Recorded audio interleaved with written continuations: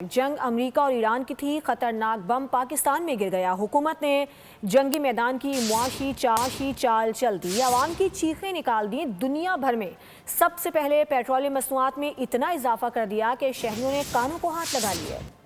गाड़ियां पार्क कर दे, मोटरसाइकिलें खड़ी कर दे, आवाम पैदल सड़कों पर निकल आए। पेट्रोलियम मसनूआत में इजाफे के बाद बसों और पब्लिक ट्रांसपोर्ट पर इन्हिसार बढ़ गया। शहरी चीख नहीं रहे, चिल्ला रहे हैं। अभी कैसे गुजर सफर करेंगे? गरीब लोग किराए के मकान में रहते, ये ऊपर से ईद भी हो रही है, गरीब आवाम कहाँ जाएगा? इतना पेट्रोल महंगा है, कहाँ जाएंगे हम गरीब लोग? पाकिस्तान में जो भी है, जिसकी लाठी उसकी भैंस वाला मिसाल है। गवर्नमेंट ऑफ पाकिस्तान ने जो है ना पेट्रोल बाहर से खरीदा ही नहीं है, पुराने ही महंगा कर दिया है। पता नहीं क्या चाह रहे हैं। हुकूमती टीम मान तो रही है लेकिन वजाहत भी खूब दे रही है। सिर्फ पाकिस्तान नहीं, तकरीबन पूरी दुनिया जो है वो उसकी इकॉनमी, उसके हालात जो है वो इस जंग की वजह से जो है वो मुतासिर हैं।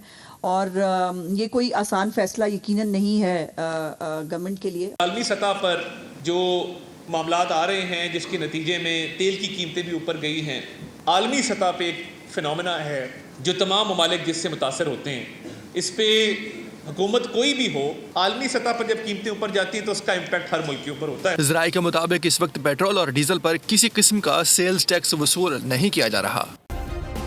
सब्सक्राइब करें और बेल दबाएं ताकि कोई खबर रह न जाए।